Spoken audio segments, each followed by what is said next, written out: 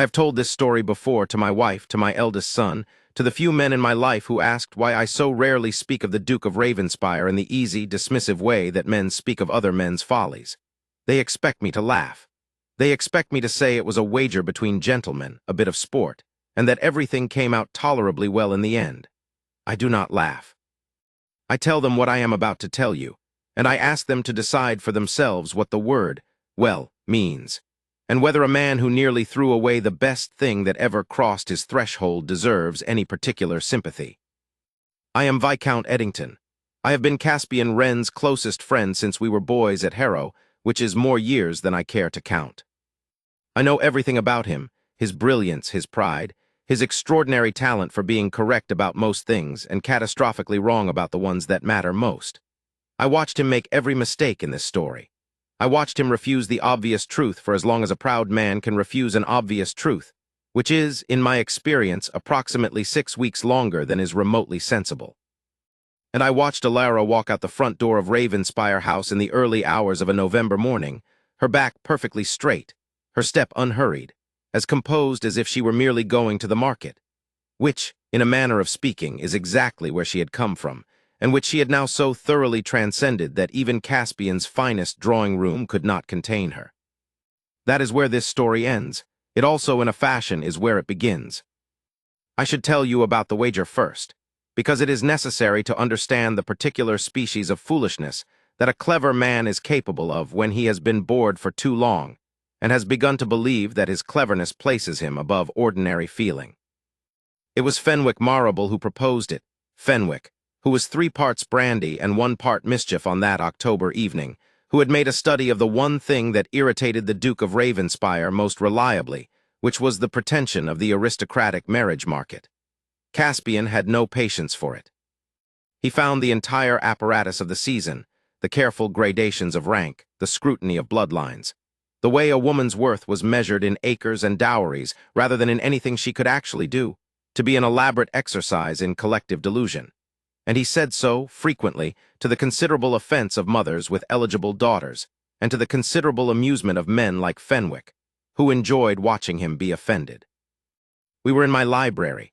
The fire was good, the evening was wet outside the windows, and there were 4 of us, Caspian, Fenwick, Hardcastle, and myself, with the particular ease of men who have known each other long enough to be honest. Or so we believed. What we were, I understand now, was comfortable, and comfort is not always the same as honest. You always say it is performance, Fenwick said, boots inappropriately elevated on my wife's embroidered footstool. That what society calls breeding is simply a set of learned behaviors that anyone with sufficient instruction and intelligence could acquire, that the whole exercise is theater. Caspian regarded him across the room with the expression I had come to call the Ravenspire look, level, cool, fractionally contemptuous. He was 34 that year, still lean and dark from his years abroad, still wearing his authority the way other men wear a comfortable coat, as if it had always been there, and he had simply never thought to take it off. He had come to my house with the kind of restlessness I recognized, the restlessness of a man whose brilliance had nothing sufficient to occupy it, who had ordered his estate and managed his affairs and sat in the House of Lords and found none of it adequately interesting. I have always said that, Caspian said. It is manifestly true. Then prove it, Fenwick said. Find me the least likely candidate you can imagine, not a lady in reduced circumstances, not a gentlewoman fallen on hard times, nothing so easy, and present her at the Ashbourne ball as a woman of quality. If you succeed, I will pay off every debt Hardcastle owes you. If you fail, you endow the Marrable Charitable Foundation for the next 5 years. It was a significant sum. The Marrable Charitable Foundation was, as we all knew, Fenwick's mother's pet project, and the thing Fenwick cared about most in the world outside of brandy and sporting wagons. Hardcastle looked interested, which was understandable, given that it was his debts on the table. Caspian was quiet for a moment. Then he said, "Define least likely." This, you understand, is where I should have intervened. He found Alara 3 days later, in the area near Covent Garden, by the market stalls that sold early autumn flowers and late-season greens. She was selling bunches of hothouse violets from a basket, and she was engaged in an argument with a man twice her size over the price of the last bunch, and she was winning not by yielding, not by raising her voice, but by the simple, relentless force of her logic, delivered in an accent that would have made a society hostess faint, but in a voice that was, even then, extraordinary. Low, clear, carrying. The kind of voice that a room pays attention to without quite knowing why. The man with whom she was arguing was growing visibly flustered. She was not flustered at all. She had the quality, which I have since come to think of as one of her several great gifts, of being fully herself regardless of the circumstances, unhurried, unwavering, entirely committed to her own intelligence. Caspian told me afterward that he had stood and watched her for perhaps 4 minutes before he approached her. He said it was because he was still deciding. I have my own theory, which is that he simply could not stop watching her, and that this fact alarmed him considerably, and that he covered the alarm with the decision-making exercise. She was 23. She had the kind of face that photographs in certain lights as striking and in certain others as merely ordinary, and the difference between the two was entirely in her expression, which, when she was engaged in an argument about violets, was quick, dark-eyed, and lit from within by something that I can only describe as pure, uncompromising aliveness. She did not look like a woman who had ever been told what she was worth and believed the telling. Caspian introduced himself. He did not give his title. He gave his name, plain Caspian Wren, which meant nothing in a market, and he made her a proposal. That she come to his house for a period of 6 months, receive instruction in elocution, deportment, and the conventions of polite society, and at the end of that period attend one significant social function as his guest. In return, she would receive a sum of money sufficient to rent respectable rooms for a year, and to fund whatever she chose to do with herself afterward. Ilara looked at him for a long moment. I know this because he told me, and also because Ilara told me later when we had become friends. She told me in her crisp, precise voice. The market accent long since dissolved into something that was entirely her own creation, that she had looked at this tall, cold-faced man in the good coat and thought, he is not lying, and he is not kind in the soft way, and whatever he wants from me is not what men usually want, and that is either very good or very strange. She said yes. She bargained the sum upward by 20% before she agreed, which Caspian found either impressive or aggravating. He himself was never entirely sure which, though I noticed he never once mentioned the bargaining in a disparaging way. She arrived at Ravenspire House the following Monday morning, in a coat that had been good once, and was now held together by the ambition of its previous owner and a great deal of careful mending, carrying a single bag, and looking at the marble entrance hall with the expression of a person who has decided not to be impressed by anything, and is succeeding. I was there. I had come for breakfast and stayed because I suspected things were about to become interesting, and I was right. Miss Ilara, Caspian said because she had given him no surname. Welcome to Ravenspire House. You will meet Mrs. Pell who manages the household. You will be given suitable rooms. We begin tomorrow morning. What are we beginning? She said, in a voice that would have flattened half the drawing rooms in London. Your education, he said. I already know things, she said. You know things, he agreed, with a precision she would come to recognize as his version of a compliment, that I suspect would astonish me. You do not yet know the things required for this particular exercise. She regarded him steadily, and you do. He almost smiled. I saw it, the very edge of it, suppressed with the practiced ease of a man who had decided, at some point in his past, that smiling was an indulgence the Ravenspire name could not afford. I have been told I am the authority on most things, he said. Whether that is true will depend on whether you are as teachable as I believe you to be. It was, under the circumstances, an extraordinary thing to say. It was also, though she would never have used this word at the time, and perhaps only barely would now, a declaration of faith. He believed she could be magnificent. He was, with his usual efficiency, informing her of this. She lifted her chin. When do we start? They started the next morning at 7 o'clock. I will not tell you that those weeks were pleasant for anyone in the house. Caspian was exacting in the way that only a man with a perfect ear and no patience can be exacting. He could identify the precise moment at which a vowel had gone wrong, the exact gesture that would read as common to a trained eye, the fraction of a second too long that a pause in speech could last before it became a hesitation. He corrected. He corrected again. He expected immediate application and had very little sympathy for the lag between understanding and execution. The first week was brutal by his account. He told me, over dinner at his club one evening early in the arrangement, that she had a vocabulary of unusual richness and range, but deployed it with the rhythms and glottal stops of the market, and that separating the two, preserving the intelligence while reshaping the vehicle, was a more delicate enterprise than he had anticipated. He said this as a man reports on a problem of engineering, with interest and with the slight frowned attention of one who has found the problem more genuinely complex than expected. "Is she cooperating?" I asked. He considered this. "She is cooperating in her own way," he said, "which is to say she cooperates with every instruction for which she accepts the reasoning, and argues against every instruction she finds arbitrary or insufficiently justified." "And how many instructions has she accepted the reasoning for?" "Approximately 60%, he said, "which is considerably better than I expected." The other 40% he had apparently spent defending from first principles, which I suspected he had not entirely minded, though he did not say so. Ilara had her own methods of resistance, which were not the methods of a woman who sulked or wept. She asked questions. She asked why every convention existed, and she refused to adopt any of them until she had a satisfactory answer, and her bar for satisfactory was high. She argued. She pointed out, on one memorable Tuesday during the third week, that the rule requiring a lady to wait for a gentleman to initiate conversation was not a reflection of any natural law, but of a social arrangement designed to preserve male comfort at the expense of female efficiency, and that she could see the arrangement's purpose, but found it aesthetically uninteresting. Caspian stared at her for a full 3 seconds. Then he said, "You are correct. However, we are not here to redesign society. We are here to operate within it sufficiently convincingly that Fenwick Marrable pays his debts. Kindly wait to be addressed."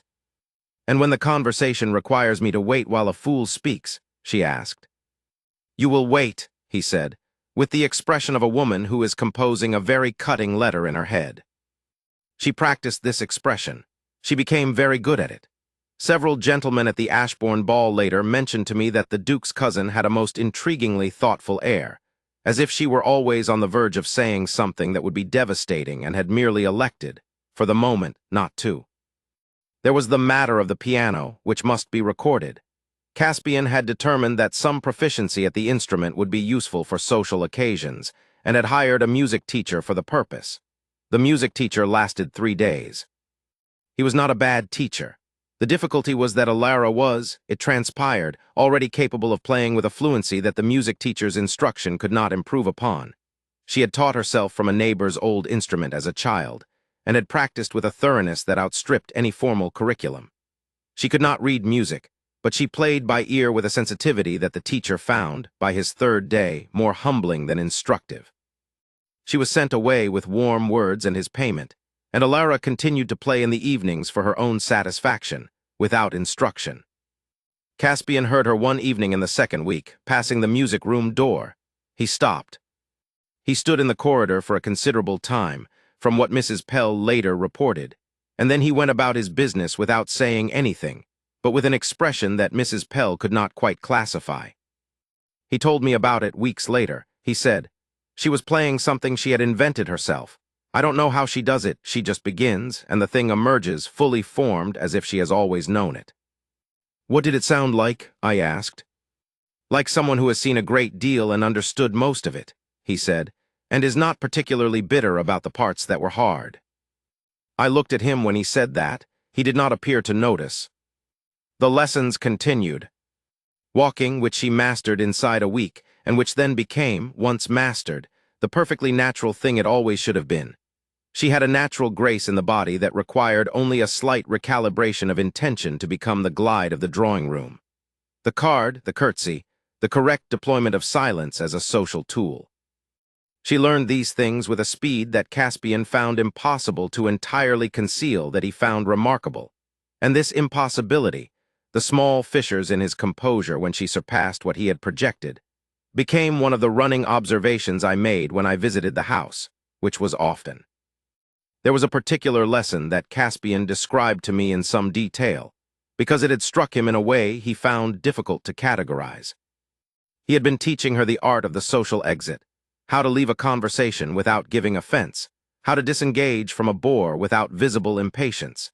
And he had given her an example conversation in which she was to play the role of a lady extracting herself from a tedious exchange at a garden party.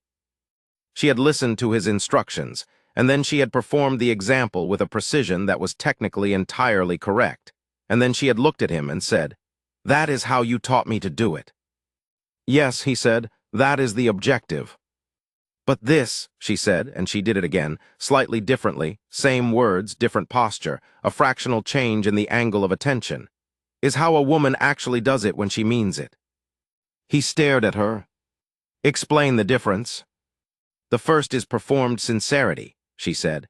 "The second is actual sincerity wearing the correct clothes. The observer who knows what they are looking at can tell them apart. The observer who doesn't will find the second more convincing because it is." He was quiet for a moment. "Where did you learn that distinction?" "I have been performing sincerity and actual sincerity in the same sentences since I was 14 years old," she said, with no particular bitterness. "When you are selling something, you learn very quickly which one works and why." He looked at her for a long moment, then he said, "Teach me the difference." It was perhaps the most surprising thing he could have said. She looked at him with something that was not quite amusement and not quite respect, but was something in between. "You already know the difference," she said. "You just don't deploy actual sincerity very often." "No," he said, "I don't." A short silence. Then the lesson moved on, but he thought about it, he told me. He thought about it a great deal. She also began to read. The library at Ravenspire House was extensive, and she moved through it with a freedom that Mrs. Pell initially found alarming. Not because it was improper, exactly, but because Mrs. Pell had managed Ravenspire House for 17 years, and no one had ever read that library with the ferocity Alara brought to it. She read history, and she read natural philosophy, and she read, with a thoroughness that would have put most graduates of Oxford to shame, the collected debates of Parliament over the past 20 years. She read the agricultural tracts and the legal commentaries and the 2-volume biography of a celebrated barrister that had been sitting on the shelf, uncracked, since Caspian's father had acquired it. Caspian discovered this when he came into the library one evening and found her reading one of the more contentious essays on the reform of the landowning laws, annotating the margins in small, quick handwriting. "That is not on the curriculum," he said. "The curriculum doesn't include everything interesting," she said without looking up. He stood in the doorway for a moment. Then, and this was not something the Duke of Ravenspire typically did, he sat down in the chair across from her and apparently spontaneously began to tell her what was actually contentious about the argument the essay was making, and where its evidence was sound and where it was reaching. She put the essay down and argued back from a position of such well-organized conviction, with such specific references to things she had apparently read in the adjacent texts, that he leaned forward. They talked for 2 hours.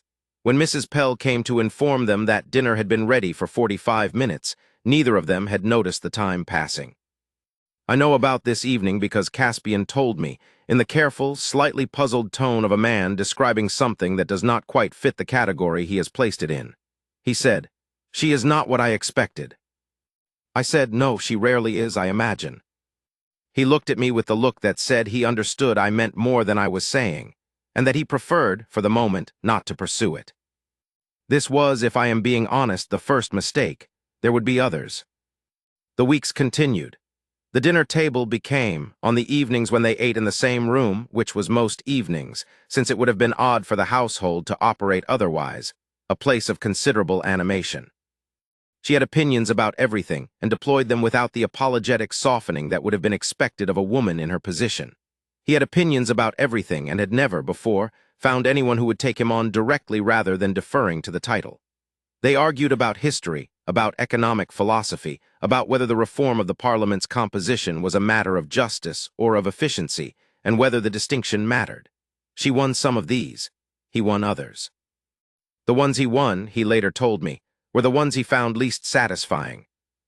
There was one evening in the 4th week that he described to me with particular attention to its details. They had been arguing about the merits of the apprentice system as it then stood. Caspian had a firmly held position about the economic utility of regulated labor in trades, which was the kind of position a man holds when he has read extensively about labor, but has never personally depended on his own labor for bread. Alara had listened to his argument with the expression of a person following a musical composition and finding it technically proficient but emotionally unconvincing, and then she had said, with perfect courtesy, "You are correct about the theory. The practice is different." "In what way?" "In every way," she said, "that you would know if you had spent a week in a trade apprenticeship rather than reading about one." She leaned forward slightly. "My brother's first 2 years at sea were under a master who used the apprentice's dependency to extract labor that the law would not have permitted from a hired man. He worked those 2 years without legal recourse, and with no one in a position of power who would take his word over the master's. Your theory does not account for that." Caspian was quiet. "I know there are exceptions," he said eventually. "There are not exceptions," she said. "There are systems, and then there are the people inside the systems, and the people inside the systems are not exceptions to anything. They are the point." He did not argue further on that particular evening. I know this because he told me so, and because he seemed, when he told me, not like a man who had lost an argument, but like a man who had learned something, which is a subtly different expression. I visited often enough to observe the change in the house, which was the change that a house undergoes when something is happening in it. Ravenspire House had always been well-ordered, impeccably maintained, and rather like a very fine clock, beautiful, precise, and quietly purposeless.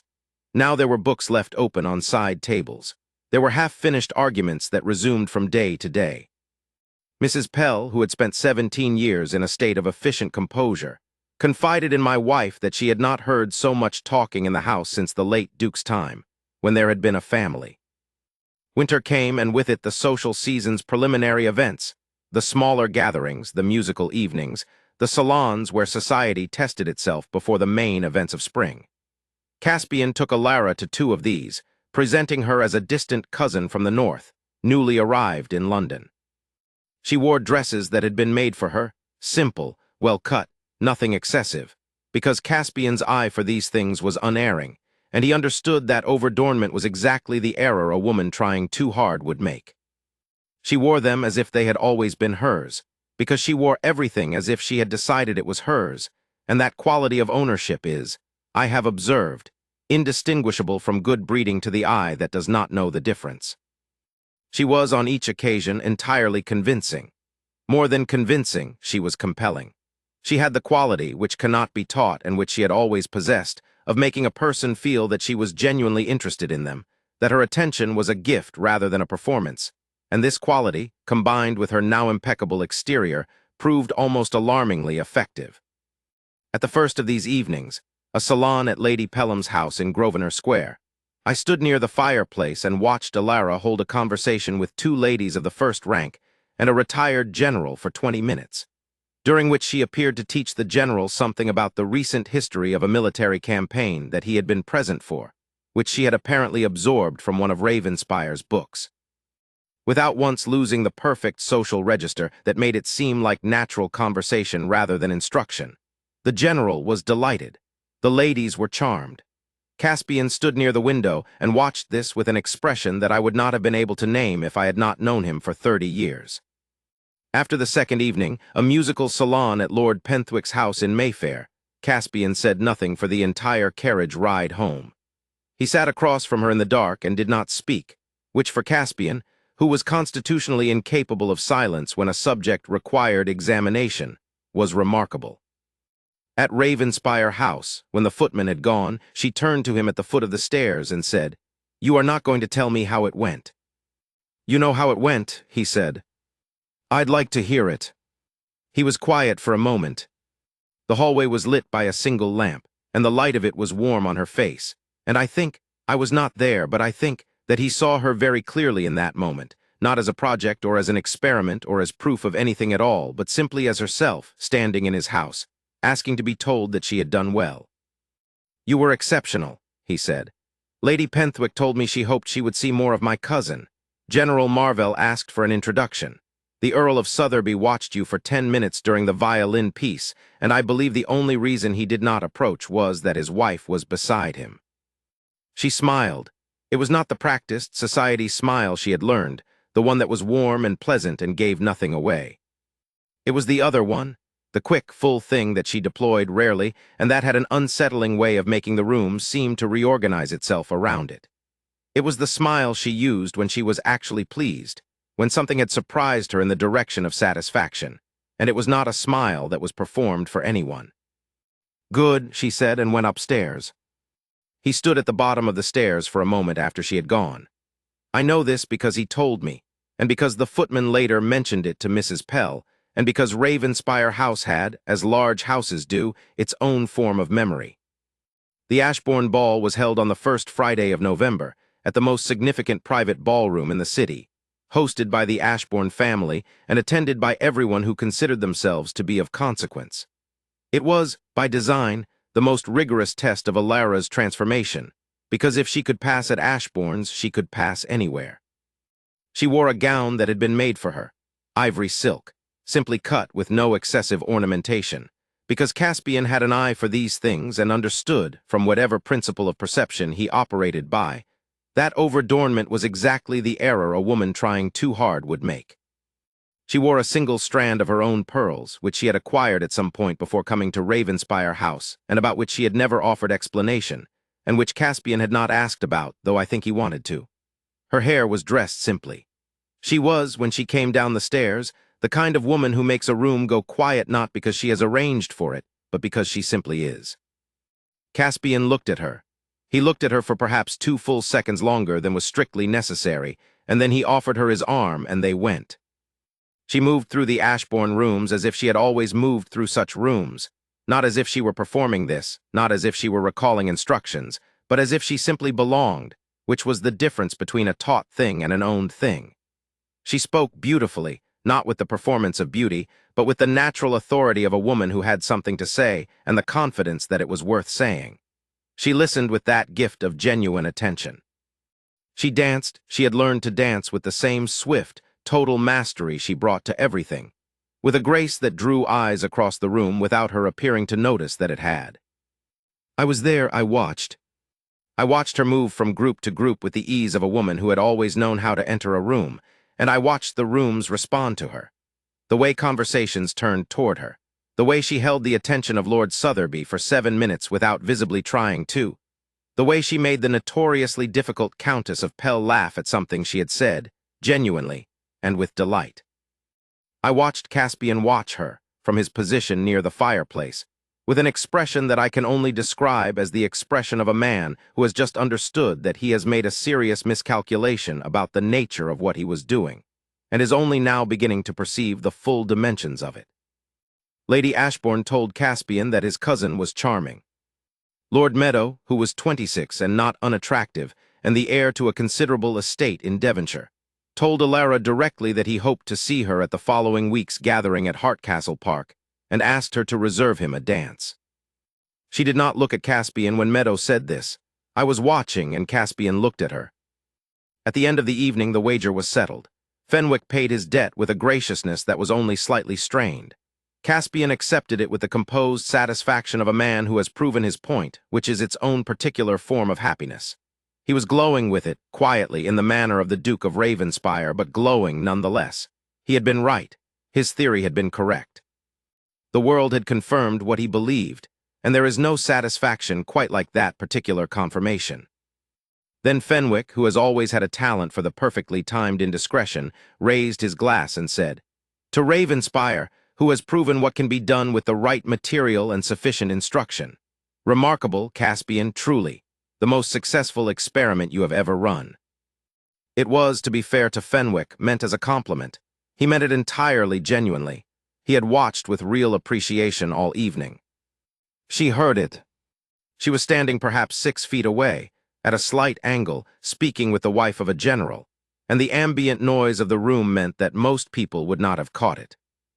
But Alara had an exceptional ear, one of the first things Caspian had noted about her, with that professional admiration, and the general's wife was speaking in a direction that opened a clear line of sound.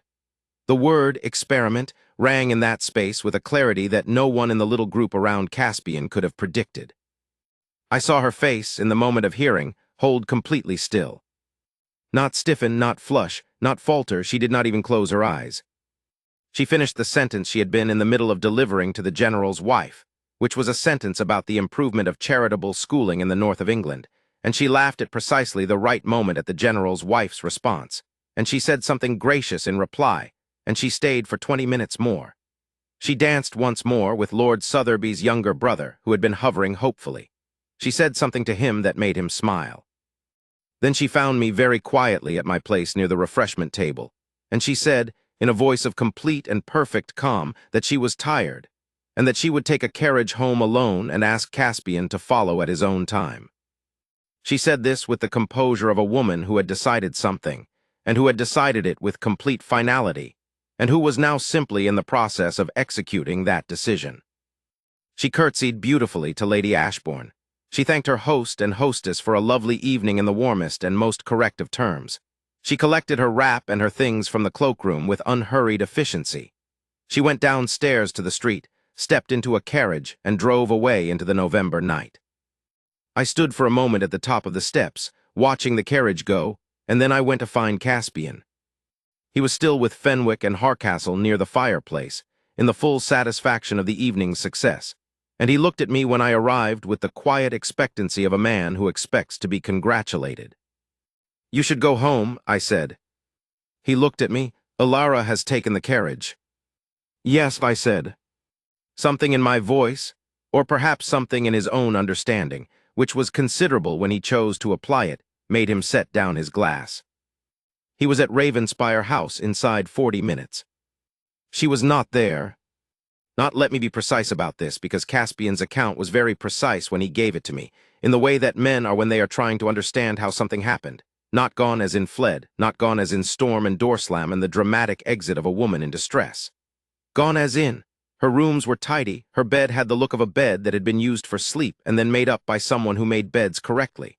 Her coat was gone. Her single bag was gone. The dress that had been made for her was folded on the chair, because it had been made from Caspian's funds, and she was, apparently, precise about what belonged to whom. The room had been left in the state of a hotel room that a very thoughtful guest has vacated, everything in order, nothing taken that was not hers, nothing left behind. On the writing desk was a note. I did not read it at the time, but he told me what it said, word for word, because a man remembers the words that matter to him, whatever else he forgets. She wrote, "You have been paid, I have been paid. The experiment, as Mr. Marrable says, has been a success. I am grateful for what I have learned, and I shall make good use of it. I wish you well, Your Grace. E." Your Grace, she knew then who he was. She had always known. One cannot spend 6 months in a house without learning the shape of it, and Caspian had never been particularly secretive about his rank, only economical about deploying it. But she had never used the title before in their time together. She had called him Mr. Wren, and then about 6 weeks in, simply nothing at all, which is the form of address one uses with a person one has become too familiar with for titles and not familiar enough with for first names. She used it in the letter as a distance, as a door closing, as the return of a formality that said, "I know exactly what I am to you, and I am walking through this door with full understanding." Caspian read the letter. He read it again. He put it down on the desk. He picked it up and read it a third time, and then he sat in the chair where she had left the dress, and he was quiet for a very long time. I know this because Mrs. Pell found him there in the morning, still in his evening clothes, still in the chair. She brought him tea without comment, which was the kind of woman Mrs. Pell was. I want to be honest about what happened in the weeks that followed, because it is possible to tell this story in a way that is romantic about it, that makes Caspian's undoing into something beautiful, and I think that would be a lie. It was not beautiful. It was the particular ugliness of a man of great intelligence who had not spent sufficient time examining his own heart, and who was now required to do so without any comfortable alternative. He did not eat well. He slept badly, which for a man of his constitution was sufficiently unusual that Mrs. Pell flagged it to me privately. He went to his club, and he was poor company, and the men at his table quietly rearranged themselves. He was short with his staff, which was unusual. He was many things, Caspian, but he was not ordinarily short with people who depended on him. He went to 3 social functions and left each of them early, in a manner that left his hostesses privately baffled. He snapped at Fenwick once, so sharply that Fenwick actually apologized, which I had not seen Fenwick do in the 40 years I had known him. He went to the library at Ravenspire House, and he stood in the middle of it and looked at the shelves, and the annotations in the margins of the books she had read, and then he left and did not go back in for a fortnight. He sat through 3 dinners at the homes of people who had been at the Ashbourne ball, and he heard her name mentioned twice, once by Lady Ashbourne herself, who inquired warmly after the charming cousin, and once by Lord Meadow, who asked with an interest that was not entirely social whether Miss Wren's cousin would be attending the Hartcastle gathering. Both times Caspian said that she had returned north, and both times the conversation moved on, and both times he said nothing further, which was not the silence of a man who was protecting a secret, but the silence of a man who found the question too complicated to answer with any honesty. Mrs. Pell told me on one of my visits to the house that the Duke had begun spending his evenings in the music room. Not playing, he did not play, simply sitting in the chair near the window. She did not know what he was doing there. I thought I knew, but I did not say so. He began to write in those weeks. I found this out later from him. Not letters, not the estate correspondence that he managed with his usual efficiency. Something more like notes, private and unaddressed. He did not tell me what was in them. He told me only that he had written them, and that they had been, as he described it, the most embarrassing documents he had ever produced, in the sense that they contained a species of clarity that he had spent a considerable portion of his life avoiding. He came to my house one December evening, unannounced in the rain, without a hat. My wife, who is a perceptive woman and who had heard enough about Alara by this point to understand the shape of things, silently handed him a towel and left us alone. He sat by the fire and was quiet for a long time, and then he said, "I need to find her." "I know," I said. "Not to bring her back," he said, with the care of a man establishing the precise terms of a thing, because precision was still what he had even when everything else was unsteady. "Not to argue against what she's done. She was right to go. I know she was right to go.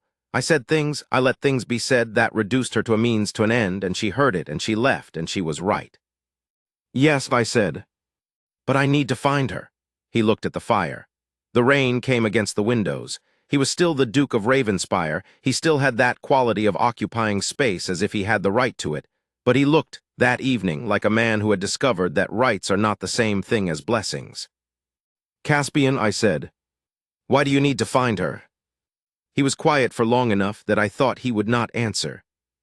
"Because," he said, "every room I walk into, I am aware that she is not in it." I sat with that for a moment. I have been married for 31 years, and I know what that sentence means. I know the weight of it and the specific truth of it, and the thing it costs a man like Caspian Wren to say aloud. "Then you should find her," I said.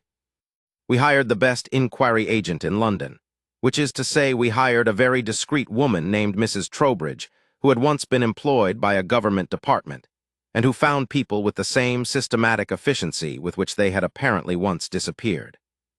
She found Alara in a respectable lodging house in the Bloomsbury district inside a fortnight, and she told us what Alara was doing, which I will confess surprised even me. She was teaching.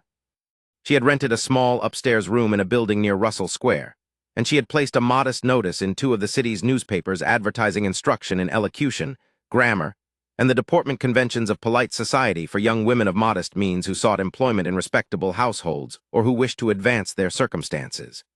She charged £1 per lesson in groups, 2 shillings for private instruction, and she was, Mrs. Trowbridge reported, already fully occupied.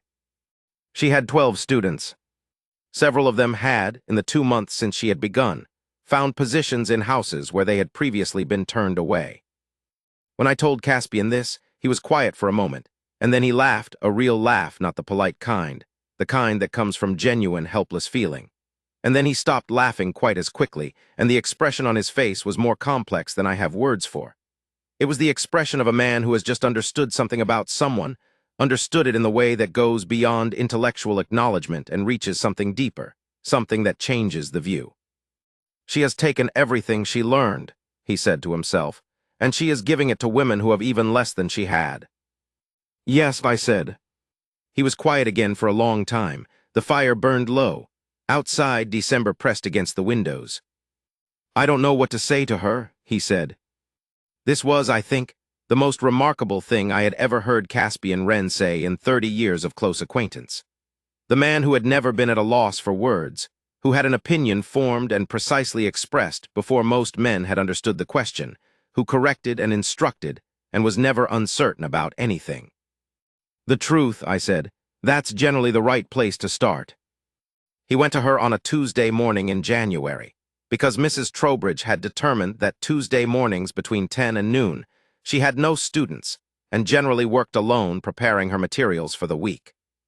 He went without his carriage, without his valet, without any of the accoutrements of the Duke of Ravenspire. He went in a plain wool coat in the cold winter air, and he walked from Holborn through the gray January streets, and he climbed 3 flights of stairs in a respectable Bloomsbury building, and he stood in front of a door that had, in somewhat uneven but perfectly determined letters, a small card. Miss E. Instruction in Language and Society, by appointment. He knocked. She opened the door. There was, I think, a moment of pure stillness between them. The kind that comes when 2 people who have been thinking about a meeting have arrived in it, and found that the actual fact of the other person is quite different from the imagined version, more specific, more real, more undeniably present. He told me later that he had rehearsed several opening sentences on the walk from Holborn, and that every single one of them left him the moment she opened the door. She was wearing a plain dress, dark blue, entirely suitable to her situation. She had been working. There were papers on the table behind her, lesson notes in her careful hand. Her hair was pinned up simply. She looked at him with the expression that I had always thought of as her real expression. Clear, measuring, without the artificial composure she had so perfectly learned and could now deploy or not deploy at will. "Your Grace," she said. She did not step back, but she did not step forward. "Miss Alara," he said. He was holding his hat in his hands, which was a small detail but for Caspian revealing. He did not usually hold things. He was not usually uncertain what to do with his hands. "May I come in?" She considered him for a moment that I suspect felt considerably longer to him than it actually was. Then she stepped back and let him in. The room was small and orderly. There were chairs arranged in a half-circle, which was presumably how she taught groups. There was a single desk near the window with the morning light on it, and papers and lesson notes in their careful order. There was a bookshelf that already contained more volumes than I would have expected a woman 6 weeks, established in a new enterprise, to have accumulated. She had been buying, evidently, with the same appetite for reading she had brought to Ravenspire's library. He noticed the books. He noticed them the way he noticed everything she did, with a kind of arrested attention that he could not, and no longer particularly tried to, suppress. "You are building a library," he said. "I am building a practice," she said. "The library is part of it." He looked at her directly. He had learned this particular failure of composure, the slightly too long look, in the months of her presence, and had not learned to correct it. "I owe you an apology," he said. "More than one, but I will begin with the essential. What Marrable said at the ball experiment. I permitted that framing. I had used that framing myself. It was wrong, not because the instruction wasn't real, not because the wager wasn't real, but because at some point that ceased to describe what I actually thought of you, and I continued to allow it to anyway, and you were right to leave." She was quiet, watching him. "I said it was a wager," he continued. "And then I conducted it as a wager, and I told myself that was all it was, long past the point where I should have understood it wasn't. That failure belongs to me, not to the situation." Silence. The winter light moved on the papers at her desk. Outside, a carriage passed on the street below. "What is it then?" she asked. Her voice was calm, the voice she had built, the one that was entirely hers now, no longer his to claim any part of. "If not a wager." He put his hat on the table with the careful deliberateness of a man doing something with his hands, so that he does not do something else. "You are the most interesting person I have been in a room with in a decade," he said. "You are more precise, more honest, and more genuinely curious than anyone in my world. You made my house feel like a place where something was happening, rather than a very well-appointed monument to nothing in particular. You made the library worth being in. You made dinner worth attending. You made every argument worth having, which is not something I have been able to say about any conversation I have had in years." He said this to the window, or possibly to the bookshelf, not to her face, because even Caspian Wren, who was capable of most things, could not apparently say that to her face. Then he turned. "I am not asking you to come back to Ravenspire House," he said. "You have built something here that is your own, and it is better than anything I designed for you because you designed it yourself.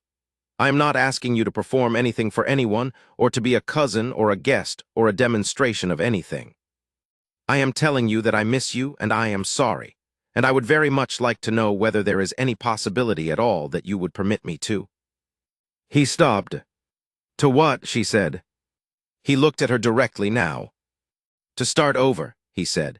"Without a wager, without a curriculum, without any frame at all except that I find you remarkable and I would like to know you, and if over time you were willing to know me in return, I would consider myself extraordinarily fortunate." She was quiet for a long moment. She said, "You taught me to speak like a duchess." "I know," he said.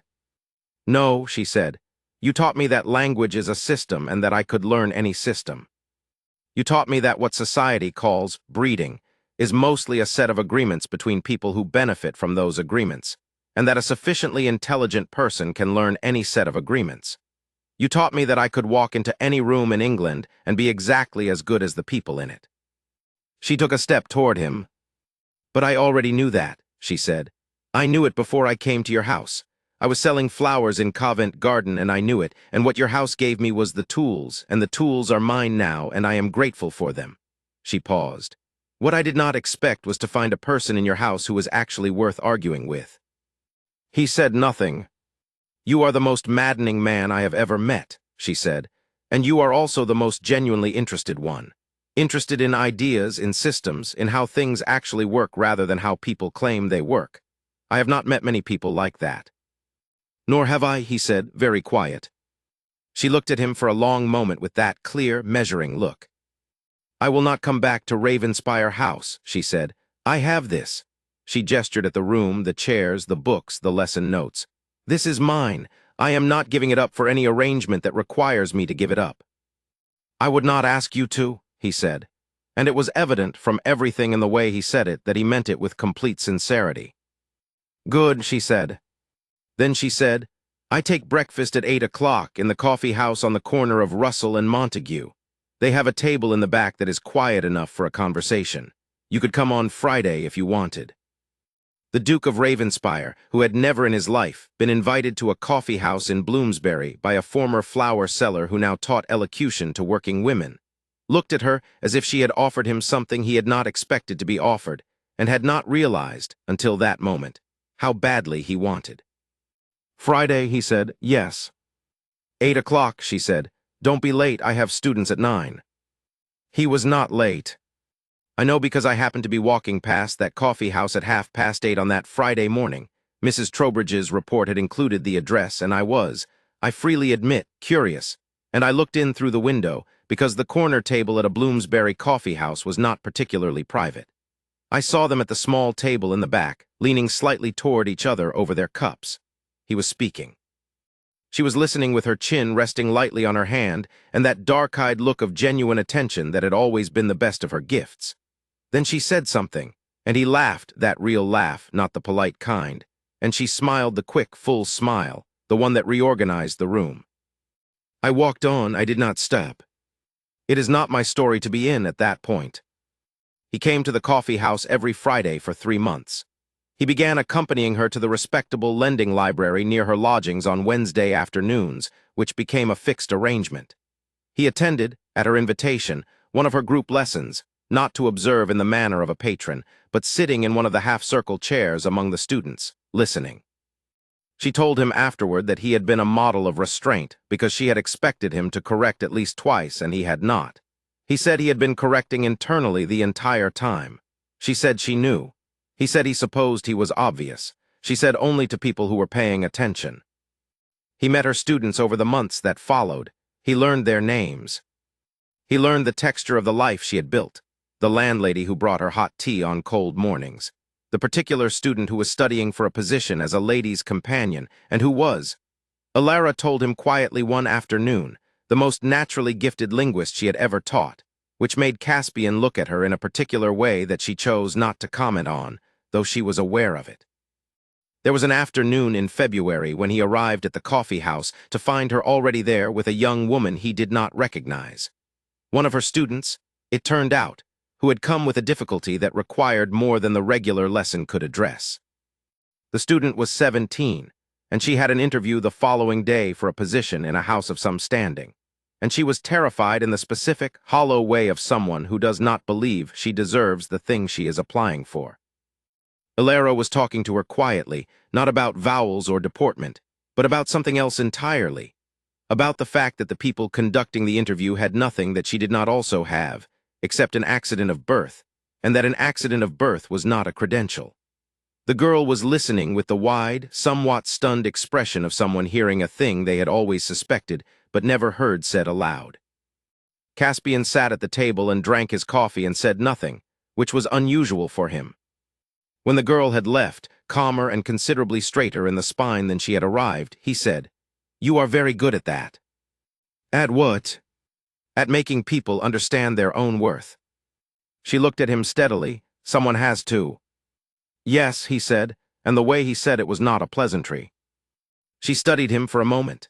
Then she poured more coffee from the pot and pushed his cup toward him and changed the subject to a book she had been reading, and he followed her into the conversation, and they were still arguing about it 2 hours later when the coffee house began to fill with the lunchtime crowd. He brought her books. She told him when the books were not very good and why, and he argued, and they argued for hours over books and over ideas, and over the question of whether Parliament would ever do anything useful about the situation of working women. And the arguments were, by any measure, the best conversations either of them had ever had. He told me once, with the slight bewilderment of a man reporting on a phenomenon he had not anticipated, that he had been in possession of Ravenspire House for 11 years, and in all that time the library had felt like a room in which things were stored, and that it now felt like a room in which things happened, and that he was not entirely certain whether this was because of the books she had read or because he had finally begun. In the weekly company of a woman who read without apology and argued without deference, to read with something other than the confirming of already held views. He told her about his years abroad, the 3 years he had spent traveling the continent after the death of his father, learning languages, because he needed to think in something other than English, learning that the world was considerably larger and more various than the version of it that Harrow and the House of Lords had prepared him for. She listened. She asked questions that he had not been asked before, and that he found he wanted to answer. She told him about her own life, the mother who had died when she was 16, the 2 years in which she had kept herself and her younger brother by selling flowers and doing whatever other honest work presented itself, the brother who had since found a position as a ship's carpenter, and who wrote to her every month from wherever his ship happened to be. She told him about the afternoon, 2 years before she came to his house, when she had stood in Covent Garden and looked at the people passing and thought, "I am as capable as any of them," and then thought, "So what am I going to do with that?" Caspian listened. He listened in the way that she listened, with his full attention, the kind that made a person feel that what they were saying was genuinely worth hearing. When she had finished, he said nothing for a moment. "Then you were already the person you became. The house simply gave you the vocabulary for what you already were." She looked at him sidelong. "That is the nicest thing you have said to me." "I have said a number of nice things to you," he said. "You have said a number of accurate things to me," she corrected, "which is often better, but that one was both." Spring came to the city. The afternoons grew longer. The coffee house on Fridays and the library on Wednesdays had become the fixed architecture of their weeks, and there were other days besides, walks taken when the weather allowed, an afternoon at a lecture on the reform of the apprentice system that they attended separately and discussed afterward for 3 hours, an evening at a public philosophical society meeting where she had been asked to speak on the subject of language acquisition, which she did with such clarity and such dry wit that the audience of elderly scholars applauded twice, and Caspian sat in the 3rd row and did not, I am told, take his eyes off her for the duration of the 40-minute address. She had been asked to speak because one of her students had mentioned her work to a relative who sat on the society's committee, and the invitation had arrived, and she had accepted it without particular fuss, treating it as the natural extension of what she did rather than as a remarkable achievement. Caspian found this one of the most genuinely astonishing things about her, that she seemed to have no sense of the unusualness of what she had made of herself, not from false modesty, but from a deep and settled confidence in her own worth that did not require external confirmation to stay upright. She knew who she was. She had always known. The world had not given her that knowledge and the world could not take it away. And being around her, for any length of time, made the anxieties of rank and performance that preoccupied the people in his world seem like a very expensive game being played for very small stakes. He met the brother when the brother's ship came into port for a fortnight in April. A broad, cheerful young man who looked like her around the eyes and who shook Caspian's hand with rather more force than was strictly social, and who said nothing directly but watched with the attentiveness of someone whose sister he loved and who intended to make his own assessment. He was 21. He had seen a great deal of the world for his age, and he wore it lightly, the way she wore things, with a kind of easy competence and no interest at all in impressing anyone. They had dinner together, all three of them, in a respectable restaurant near the Strand, and the brother talked about his most recent voyage and asked Caspian about his years on the continent with a directness that was refreshing and occasionally alarming. He asked what languages Caspian spoke. He asked what Caspian actually did with the estate and whether he found it satisfying. He asked at one point with the bluntness of someone who has decided life is too short for the long way round, whether Caspian was the sort of man who did what he said he would do. Caspian said he tried to be. The brother looked at him for a moment, and then looked at his sister, and then looked back. "Good," he said, and ate his fish. He passed the assessment. He told me so, laughing over dinner at my house 2 weeks later. He asked her to marry him on a Wednesday afternoon in May, in the lending library, between the shelves of natural philosophy and the shelves of collected debates.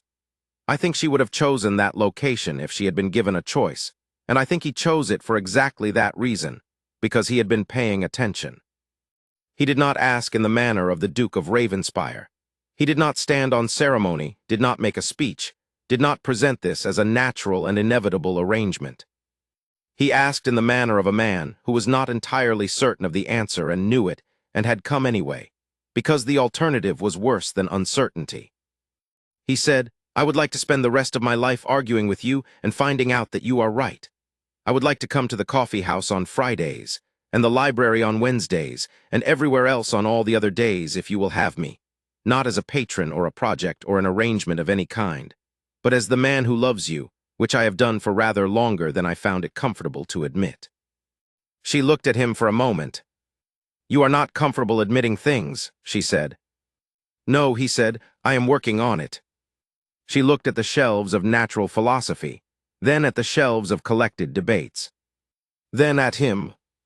"I have 12 students," she said. "I am not giving them up." "I have a library that needs a second opinion on its organization," he said. "I am not giving that up either." She almost laughed. "That is not a comparable sacrifice." "I know," he said. "I am not pretending equivalence. I am telling you that what you do is yours, and I would not ask you to stop doing it, and I am asking you to marry me in full knowledge of that, not in spite of it." She was quiet for a moment. Outside, the May afternoon moved through the library windows. "Yes," she said. It was a simple word. She said it in the voice that was entirely her own, not the society voice, not the market voice, but the one she had built out of everything she had been and everything she had learned and everything she had made of herself. The voice of a woman who knew her own mind and chose freely from her own strength. He said nothing. He took her hand, which he had not done before, and held it between both of his, and she let him. The shelves of natural philosophy and collected debates stood around them in their patient order, and the afternoon light came through the window, and nothing about the moment was grand or theatrical or witnessed by anyone at all. It did not need to be. The wedding was small, because Ilara did not want a spectacle and Caspian did not believe in them.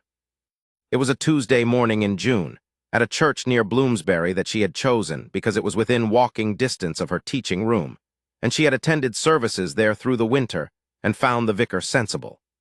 Caspian had, by this point, entirely given up attempting to involve himself in any decision that was hers to make, which was a species of wisdom that had not come easily but had arrived at last.